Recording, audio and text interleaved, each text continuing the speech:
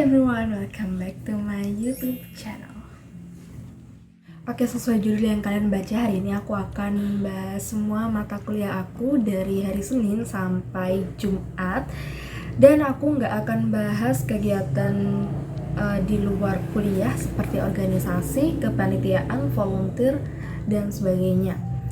Oke, disclaimer ini berdasarkan pengalaman aku pribadi, jadi mungkin setiap orang akan berbeda ceritanya gitu. Oke, stay tune. Oke, mulai hari Senin jam 7 sampai 8.40 ada mata kuliah Reading Comprehension, kurikulum 2020, 2 SKS, medianya Classroom, WhatsApp Group, dan dilakukan secara luring. Untuk RPS-nya, ini teaching materialnya it's about expository text, sequence time order, cause effect, problem solution, etc. Expository text merupakan tulisan yang bertujuan utama untuk menjelaskan suatu fakta atau argumen dengan menyajikan data dan opini pribadi terkait subjek tulisan gitu. Terus sumber belajarnya itu berupa textbook dan workbooks yang diberikan di Google Classroom. Jadi ada textbooknya itu seperti ini. Ini disusun oleh dosen dari fakultas Reading Comprehension Textbook. Filmnya seperti ini. Ya, sekilas seperti itu. Lalu ada workbooknya itu seperti ini. Contohnya. Terus tujuan dari mata kuliah ini, students are able to identify each text gitu. Jadi mahasiswa itu mampu membedakan mana sih yang termasuk teks, sequence time order, chronological, cause effect, dan lain sebagainya.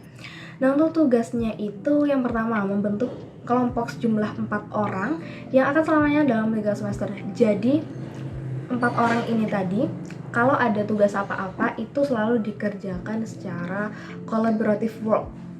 Jadi tugas individual itu jarang sekali. Lalu tidak ada presentasi namun banyak diskusi. Jadi dalam kelas itu tidak presentasi seperti PPT dan beropini, namun lebih banyak ke diskusi kelompok gitu. Diskusi kelompok yang melibatkan beberapa kelompok. Dosen juga selalu aktif di kelas, jadi hal tersebut juga membuat kita semakin bisa mengimprove skill di reading gitu. Terus membuat video sebagai tugas akhir kelompok. Videonya berupa kayak tips and trick cara membedakan teks berdasarkan time signalnya. Kok time signal sih? Berdasarkan kata-kata kayak ada also, because, itu dia termasuk cause effect, termasuk problem solution, seperti itu. Lalu ada quiz 1 kali dalam 1 semester berbentuk G-form. Untuk assessment sistemnya, active participation 10%, quiz and pretest 15%. Quiz and pretestnya ini berbentuk G-form juga. Assignment 20%, UTS 25%, UAS 30%. Untuk UTS itu berbentuk G-form dan bisa dilakukan secara online atau di rumah. Nah, kalau UASnya itu juga berbentuk G-form tapi harus dikerjakan di kampus gitu. Jadi harus datang ke kampus. Untuk praktikumnya ini berupa video personal tips dalam menentukan sebuah paragraf. Itu juga secara kolaboratif work. Untuk mata kuliah selanjutnya masih hari Senin jam 8.50 sampai 10.30 ada Intermediate Grammar kurikulum 2020, 3 SKS, medianya Classroom, WhatsApp Group, dan dilakukan secara luring. RPS-nya teaching material tentang the direct and indirect speech, noun clause, adjective clause, adverb clause, etc. Sumber belajarnya berupa textbook dan workbooks. Nah, untuk textbooknya ini dia tuh seperti ini, bisa kalian dapatkan di Shopee atau di toko buku edisi ke-5. Ini terbalik karena aku pakai kamera depan, kamera HP. Seperti ini isinya. Dan ini tidak semuanya kita bahas. Jadi ada beberapa subbab yang kita bahas dan kita kerjakan juga exercise-nya. Nah, untuk workbooks-nya itu dia tuh berisi kayak soal-soal aja seperti ini. Ini soal yang dasar banget, SMA juga diajarin, SMP bahkan. Lalu tujuannya students are able to identify each grammar and explain. Jadi kita dituntut untuk paham grammar mulai dari noun clause dan sejenisnya itu. Lalu untuk tugasnya yaitu membentuk kelompok untuk diskusi dan presentasi mengenai subbab masing-masing di setiap pertemuan. Jadi satu kelompok itu terdiri dari 4 orang dan itu terus sampai UAS kelompoknya itu. Membuat video tentang passive voice itu juga udah ada di YouTube aku. Mengerjakan exercise di textbook maupun workbooks, kuis 1 kali dalam 1 semester. Nah, untuk assessment sistemnya itu final test 25%, midterm test 25%, quizzes 20%, assignment 15%, participation 15%. Oke, untuk UTS-nya itu berbentuk ujian tulis dan itu dikerjakan di kampus. Untuk UAS-nya itu berbentuk G-form, itu juga dikerjakan di kampus. Nah, untuk praktikumnya ini ada kelas tambahan TOEFL 10 kali pertemuan setiap Senin dan Kamis jam 18.10 sampai 20. Ya. Di akhir TOEFL akan ada tes TOEFL dan TOEFL ini juga ada textbooknya. Ini berupa kayak gini. Jadi kita dikasih cuman PDF-nya aja dan ini ngeprint sendiri. Dalamnya itu ada beberapa soal, latihan, dan juga tips-tips untuk mengerjakan TOEFL. Di sini ada listening section, reading and grammar. Terus juga ada yang ini, reading comprehension. Ini juga ngeprint sendiri soal-soal di sini. Oke, dan di akhir TOEFL itu juga akan ada tes TOEFL. Nah, tes TOEFL ini, kelas TOEFL ini dipegang oleh cutting gitu. Jadi kita diajarin oleh cutting, tidak oleh dosen. Oke, lanjut di hari Selasa jam 7 sampai 8.40 ada essay writing kurikulum 2020, 2 SKS medianya classroom, WhatsApp group dan dilakukan secara luring. Untuk RPS-nya, sumber belajarnya ini menggunakan workbooks yang ada di classroom. Jadi ada beberapa PDF. Tujuannya mahasiswa dapat membuat essay dari expository text berupa kayak problem solution, cause effect, compare and contrast, etc. Dalam mata kuliah ini diajari menggunakan aplikasi Zotero untuk citasi dan cara mengakses UB Library atau perpustakaan UB. Oke, untuk tugasnya yang pertama itu membentuk sebuah kelompok ya, untuk membuat satu teks berisi outline, drafting, reference, and plagiarism. Nah, itu dilakukan terus-menerus berulang-ulang.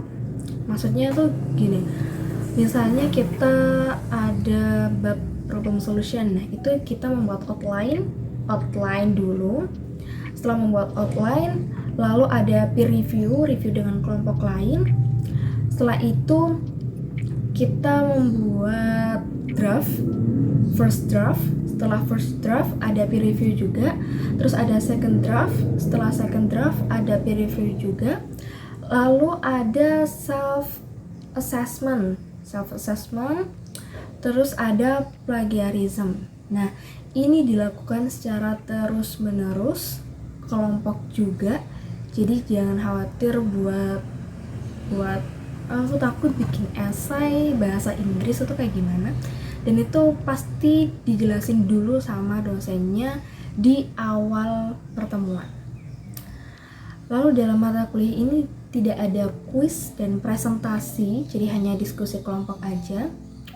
Tidak ada daring juga, jadi semuanya offline. Tugas individu hanya ada di final test, yaitu membuat essay tentang problem solution sesuai judul yang telah diajukan, lengkap dengan outline, reference, drafting, plagiarism. Nah, ini aku kasih tahu untuk tugasku yang problem solution itu kayak gini contohnya. Oke.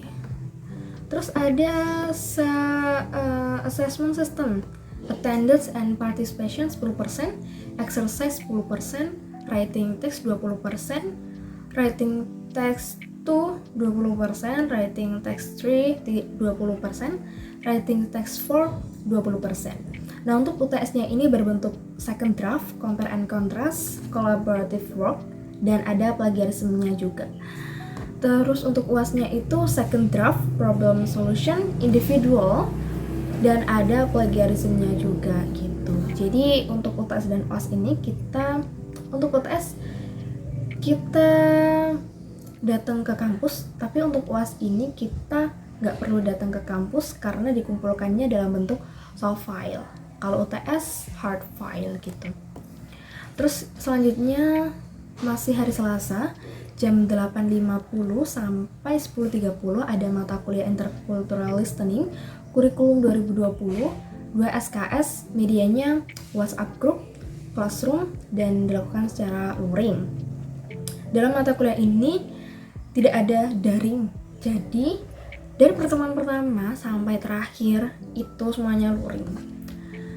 Oke, untuk RPS-nya kita tidak dikasih RPS-nya oleh dosen, dan di mata kuliah ini kita lebih banyak materi tentang mendengarkan, terutama di YouTube maupun movie review. Oke, jadi movie review ini kita lebih banyak mendengarkan di YouTube, dan ada juga beberapa PDF yang beliau kasih di Google Classroom seperti itu, kayak worksheet gitu.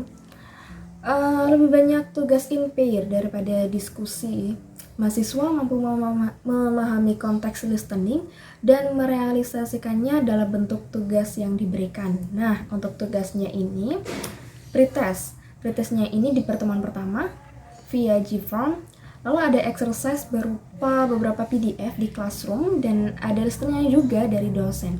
Nah, kebetulan dosen aku ini juga YouTuber gitu. Jadi dia ada YouTube-nya itu isinya tuh cuman materi tentang listening aja yang akan dikerjakan oleh mahasiswanya.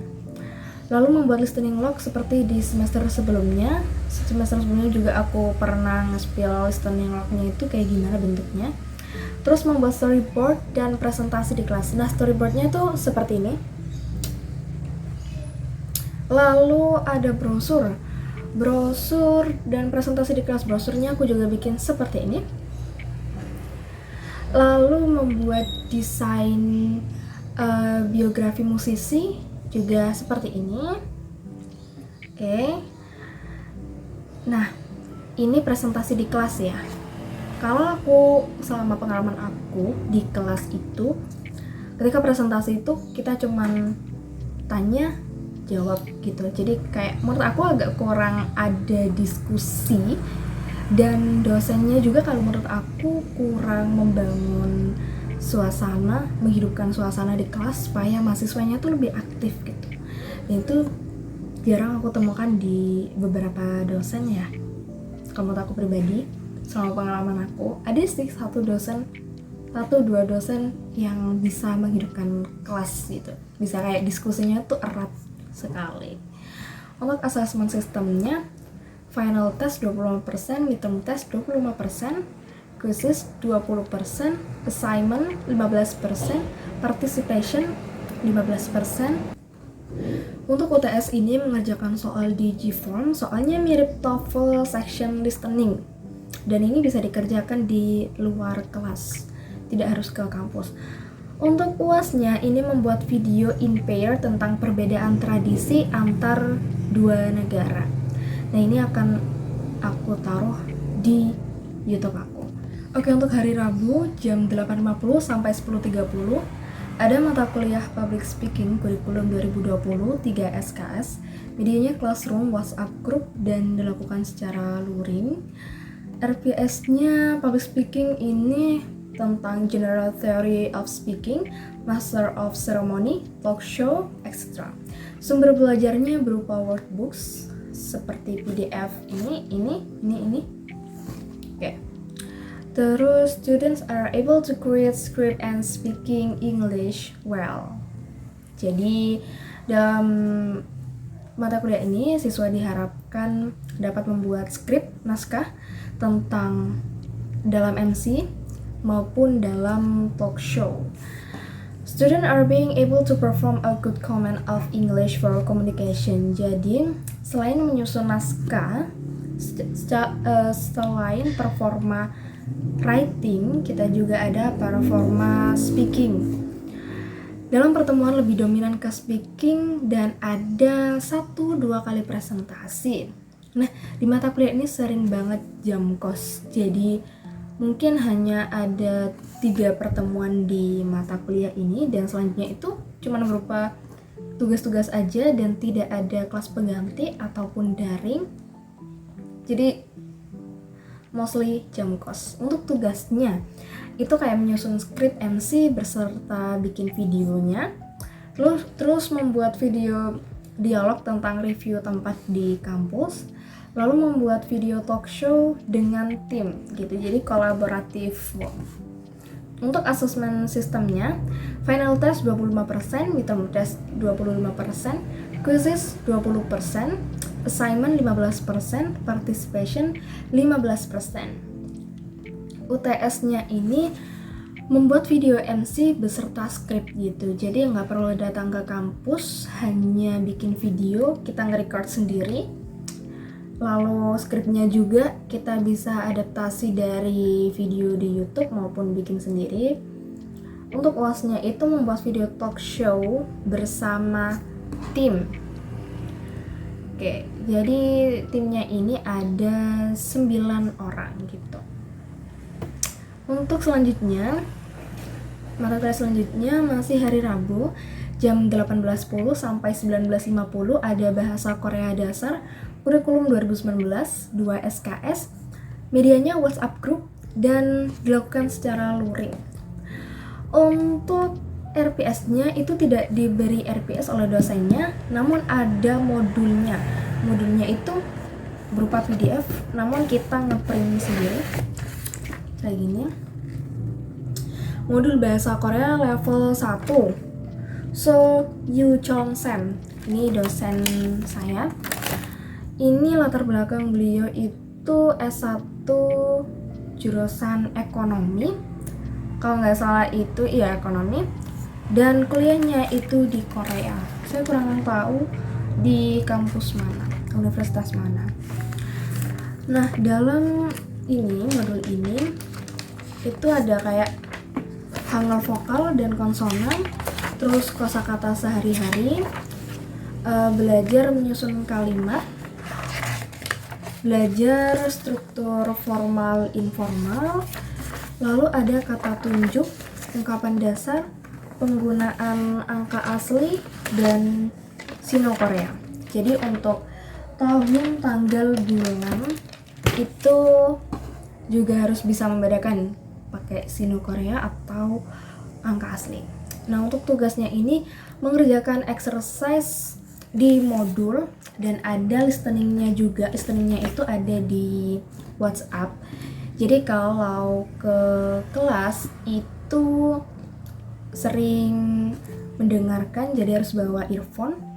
Lalu menyusun struktur kalimat, membaca artikel. Nah, artikelnya tuh seperti ini. Ini bukan seperti artikel namun kayak surat gitu.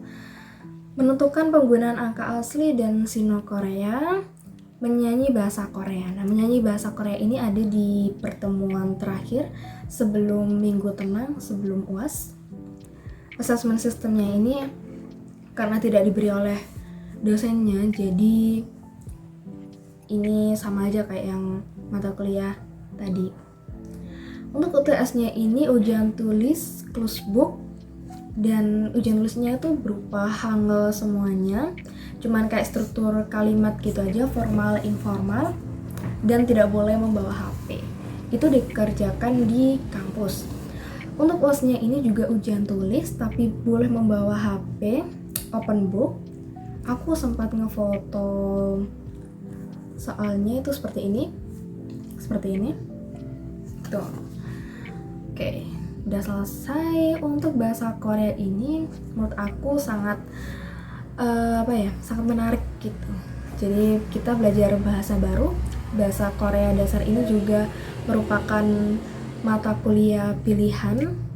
Oke, lanjut. Hari Kamis jam 7 sampai 8.40 ada mata kuliah Second Language Acquisition and Teaching kurikulum 2020. 2 SKS, medianya Classroom, WhatsApp Group, dan dilakukan secara luring. Untuk RPS-nya, materinya itu tentang faktor affecting L2 atau Second Language Learning, Second Language Learning and Teaching. Sumber belajarnya berupa workbooks seperti ini. Terus mahasiswa mempunyai pengetahuan dasar tentang fenomena pembelajaran bahasa Inggris sebagai bahasa kedua atau bahasa asing. Pokoknya intinya itu tentang kita belajar bahasa Inggris sebagai bahasa kedua atau bahasa asing. Nah, sejak kapan kita belajar bahasa Inggris? Terus kenapa kita belajar bahasa Inggris? Gitu. Students are able to mention characteristic of language. Jadi characteristic of language itu ada banyak ya. Ada faktor yang mempengaruhi bahasa, pembelajaran bahasa. Ada umur, ada personality, dan lain sebagainya. Terus students are able to mention the difference L1, L2, and FL. First language, second language, and foreign language.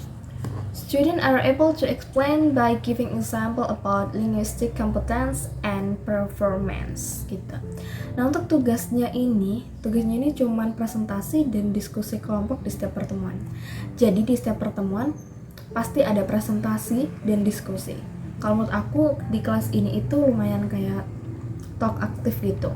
Jadi saling memberi feedback dan dosen juga kayak menanggapi siswa yang bertanya maupun feedback yang diberikan.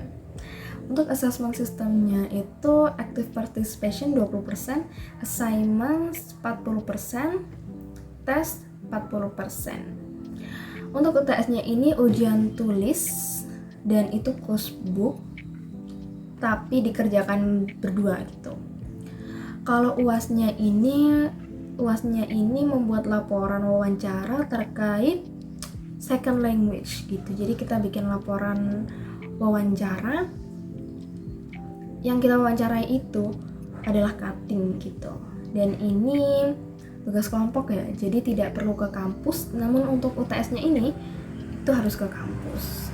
Nah, mata kuliah yang kedua masih di hari Kamis. Jam 8.50 sampai 10.30 ada TESOL atau Teaching English to Speakers of Other Languages tentang cara menjadi pendidik bahasa Inggris yang baik dan benar. Kurikulum 2020 ada 2 SKS, medianya Classroom, WhatsApp Group, dan dilakukan secara luring. Mostly mata kuliah ini selalu luring, tidak ada yang daring, hampir tidak ada. RPS-nya, materinya tentang being learners, being teachers, describing learning and teaching, etc. Pokoknya tentang cara mendidik, cara menjadi guru yang baik dan benar. Tidak hanya mentransfer ilmu, tapi kita juga memahami siswanya juga. Sumber belajarnya workbooks-nya berupa kayak seperti ini. Kayak ini. Memahami struktur belajar, misalnya mampu menyusun BKUF building knowledge of text, MOT modeling of text, JCOT joint construction of text, ICOT independence construction of text. Jadi di mata kuliah itu banyak banget kayak singkatan-singkatan gitu yang kita harus paham dan tahu, bisa kayak mengaplikasikannya gitu. Nah, tugasnya itu membuat mind map tentang tes soal. Ini tugas awal di pertemuan pertama. Terus ada diskusi dengan kelompok mengenai subbab di workbook, membuat lesson planning, lalu membuat essay tentang being learners and teachers. Nah, ini ada kuisnya. Kuis itu menganalisis video English demo lesson yang ada di YouTube gitu. Untuk penilaiannya, assessment system, active participation 20%, assignment 40%, tes 40%. Nah, untuk UTS-nya ini ujian tulis, closed book, individual, dan ini benar-benar banyak singkatan-singkatan yang mungkin aku juga belum paham.